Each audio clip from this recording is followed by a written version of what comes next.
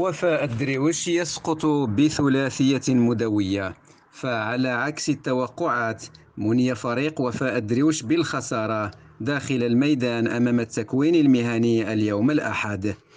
انتهى الشوط الأول بتقدم الزوار ب1-0، وفي الشوط الثاني تلقت شباك الفريق المحلي هدفين لتنتهي المباراة بفوز التكوين المهني ب3 أهداف لا شيء.